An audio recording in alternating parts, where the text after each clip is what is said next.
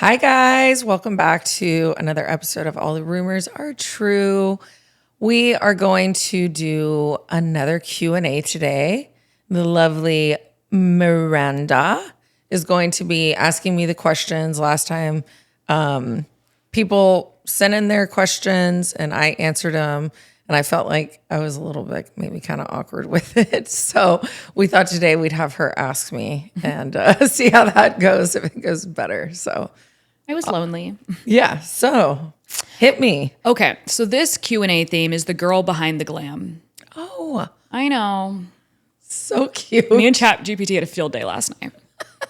Okay, if you had to break your adult life into eras, what would they be called? Oh, I know. chaos and confusion. Okay, T. Oh my God. You're probably thinking it was going to be something real cute. It's not. I thought it was going to be cute and cozy. No. Well, and I'm not a Taylor Swift fan, so I hate it here. so, yeah. Well, no, I mean, there's been some good times, but yeah, like chaos and confusion is that's a very solid answer. I mean, yeah, That's a final statement. Yeah. Love that. Okay, 2. What is the secret to maintaining... Let me try again. What is the secret to maintaining long-term friendships? open lines of communication. I feel like you have to put in a lot of work. Okay. Yeah. So a lot of work, honesty, open lines of communication, and forgiveness. Love. Because in any relationship, you are going to mess up in some sort of way. Yeah. And you have got to give that other person some grace. Yeah. Now, if it's happening over and over and over, no. Like, okay, our friendship has run its course. Or if it's something chaotic of, like I'm not friends with certain people because of their partners, because their partners are just bad people. Yeah. And I can't have that energy in my space. So yeah, sorry, that was kind of a long answer. It actually segues perfectly into the next question, which is how do you know when it's worth taking something personally and when it's better to let it go? Again, I think that kind of goes back to giving someone grace, and you fight for the people that you love. But I've also fought for people I love, but it was like toxic. Yeah. So that one's kind of tricky. Yeah. I think it's probably different for everyone. Yeah. Like everyone has a different gauge. Everyone does. But I'm now to the point, like, if you're like a liar, a thief, into drugs, things like that, like, and we're friends, I gotta go. Yeah, those are some serious ones. Right. Like those are some doozies. I gotta go. I gotta get out of there. Yeah. Love that. Okay. What's one place that you've never traveled but you really want to go to, and what's one place that you've visited the most? Switzerland. Love. I was supposed to go in May and it didn't happen because of the legal stuff I'm going through here. Yeah. There's always hearings and all the things going on. So I was supposed to go in May, and so I will be going within the next year for sure because I still have my tickets. But yeah, Switzerland is somewhere I've wanted to go for like ever. I love that for you. Ever. And then the place I've been the most would be the Cayman Islands. Love that. Yeah. Love that. Okay. This question's funny. What's your ideal date on the calendar? You know, it reminded me of that scene from The Office or whatever. It's like April 25th. Yeah. You know what I'm talking about? Yes. So low key, like, you're like April 25th. No, like March 13th. Slay. I mean, I know it's my birthday, but I was born on Friday the 13th, and I feel like that gives me like... That's like one of my favorite things about you. It's one of my favorite things about myself as well, because I think what a perfect day to be born on. And super random, my dad opened his first... my dad's an eye doctor, and he opened his first practice on my birthday 10 years prior. Love that. So on 3/13/78, he opened, and I was born 3/13/87. So I think that's like the craziest. How random is that? I never knew that. And literally, like, you just switch the 7 and the 8, and 10 years later, and the same. Yeah, it's like wild. So that's actually like the tea. I didn't know that at all. Yeah. It was weird, but yeah, How that's random. Yeah, so that's my favorite date. So glad I asked. Yeah, that's a silly, goofy question. So last time we were chatting about it, you said that at Beer Business Daily, y'all are like predominantly women. Like there's only a few men. So what's that like to work at a predominantly woman company in a male dominated industry? I mean, I think it's like so powerful. Yeah. And like I've said before, it's such a testament to Harry because he was definitely above, before the curve on that one. Like he was, but my dad also has always his clinics, like his first clinic in Uvalde, it was all women. Yeah. And like the ones that are still living, he still talks to, like, to this day, they call on their birthdays. And how sweet. So I always thought that was kind of normal, always having all women in industries. Because I grew up seeing it. We all get along really well, but like none of us really live in the same town. So like Harry and Jordan, the only two guys that work for us, and then obviously Sean and we all live in San Antonio, but everyone else lives out of state or out of town. So we don't see each other that much. So I feel like maybe the vibe is easier that way, because who's to say if we were in like an office that there wouldn't be clashes? I've worked in offices before, and there's lots of clashing and drama with that. So I think us not all being under the same roof probably, that's a very good point, adds like to the fact that, we don't fight or argue. We don't like gossip about each other. Well, shit, I don't know. They might talk about me, but you said no one talks about me to me. No one says it to my face. Love But that. no, I mean, we're not like gossipy. We're very all about work. And I think that's why our company is so successful too, because we're all very driven women. I love that. Very driven, especially our like senior editors, like very driven. I love that. Jen's like on this board. It's called Brew. She's been the longest one with the company, but like that girl's like a bunny rabbit. Like she just never stops, and she just like the Energizer Bunny. Yes. Love. Did I say bunny? You did say bunny rabbit. Yeah. Bunny rabbits aren't even fast. They're just cute and cuddly. I'm an Energizer bunny. No, because she's just like, she's on boards of things, and yeah, I don't know. We're all hard workers. We're all very driven.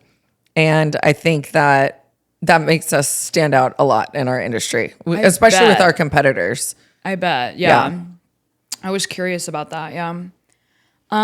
So you've mentioned Auntie before a lot, and obviously everyone in the audience like adores her, like until Kingdom Come, which, girl, me too. When did you realize like how old were you when you're like, yeah, that's my girl? Like we're locked in. Like was there like an incident where you're like, yeah, you got my back actually? Yes. So true story. I was with my birth mother, my grandmother, and my auntie, and Auntie had a pool at her house. And I was like 13, and they were having like a glass of wine with dinner. And I was like, can I try it? Like 13, curiosity. Yeah, that's like really young. But my birth mother was like, sure. And the glass that Auntie gave me, it was one of those like after dinner drink glasses you probably drink like limoncello out of. So like it was maybe 4 sips, like the tiniest thing you've ever seen. And they were like, sure, you can try it or whatever. So I drank it, immediately had diarrhea. Like I got sick. It was like this, it was terrible, terrible. Like scared me not to drink, for years after that. Cause I was like, oh my God, I'm going to shit myself. But when that happened, I wanted to go skinny dipping, and she had a pool at the time. She since has covered it up, but I had that tiny little bit of wine, and my birth mother was like, you can't let her go out there and swim. She's going to drown because she had that wine. Aunt Jerry said, hey, And you know how she always puts her finger up and she goes, hey, and she goes, listen, she ain't going to drown. That water will wake her up. And since that day, that she has been my ride or die. I love that. I didn't know that. She's so everything. She's everything. Yeah, true. That's a true story. And then so many other stories since, but that was like, hey, yeah, she was like, hey, you know, she always gets that finger going, always wagging that finger of hers. Yes. She definitely does that. Yes, I love that. Okay, what does being a girl boss mean to you right now? Ooh. I mean, I think that saying is like kind of cliche, you know, like, oh, girl boss, like, I'm a boss bitch. I say it, but I say it in like a joking way. I don't say it in a serious way. Because I feel like your work speaks for itself. And if you're like, if you're really crushing it at your job, like you don't need to brag that you're like a boss bitch. So you to me, are one. You just are one, and you just like work hard. One thing, I'm no sort of feminist or anything of the sort, but like we can do everything that men can do. And I think this whole girl thing, girl boss era, whatever, has become such a thing because women weren't allotted the same opportunities for a long time that we are now. But I definitely have seen a very big shift, like in my industry alone, in the alcohol industry, that lots more women are coming in. Yeah, I mean, I think that's important, though. I mean, women couldn't even own a bank account without a man's permission until 1974. Right, So, and think about, women stayed home. We couldn't kids, vote until whatever year, like not that long ago, So I don't know. I don't really view it. I mean, I know men make more money than me, so I know that's like fucked up. You ain't lying about that. Not a fan of that one. But I see it changing, like with work. I definitely, in my industry, like I'm definitely seeing more doors being like opened. And I do love to see like women that are CEOs of like, Maggie, her name's Maggie. She's fabulous. She's the CEO of Heineken America, USA, because the CEO of Heineken as a whole, he lives in Amsterdam. But like, I remember when they announced her CEO, I was like, boss bitch, right? Like, again, it's a very cliche saying, boss girl and all this stuff, but we work hard. So I guess we should be able to toot our own horns. Yeah. But my whole thing is like, keep your head down and just keep grinding because the work's going to show for itself. So it's kind of my thought on that. That's powerful. Yeah. Okay. Last question. Do you think we actually went to the moon? Oh my God. Okay. You asked me that the other day. I know I did. Okay.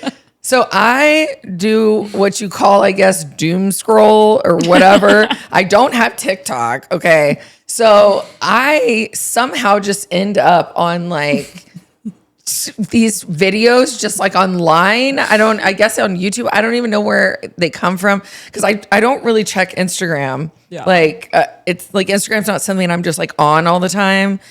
And I went down this rabbit hole the other day and I was like, wait, I don't think we went to the moon. Did we actually? I'm like, did we actually go? Because I don't think we did. Because I went down this whole rabbit hole and they were like, look how fake that shit is. And it's this guy in this car, like bumping around. I was like, that could have been filmed in Bernie. Like, I don't know if that's the moon. I don't really know if that's our moon. To be honest with you, I'm a little scared. That's a fucking forerunner. Like, what are you doing? How'd y'all get it there? And he's not even floating or anything. He's on the ground.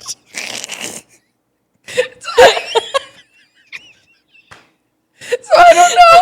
Oh no, my makeup's done. I really don't know. I'm going to get canceled. People are going to be like, she's so dumb. I'm never watching this again. But to be honest, I really am not sure.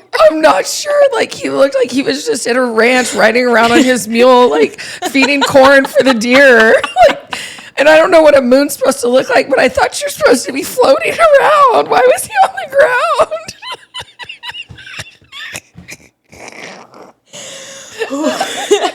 Oh, girl. So I'm gonna say maybe. I hope so.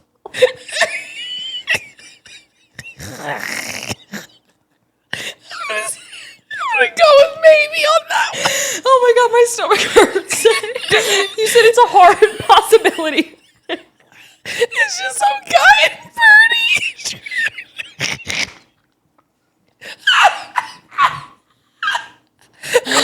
The way that man was like, I'm like, that didn't happen up there. you know what was weird though? I saw the patterns of the shoes. And they don't match the pictures, and I was like, wait, I believe we went to the moon, and now I'm confused.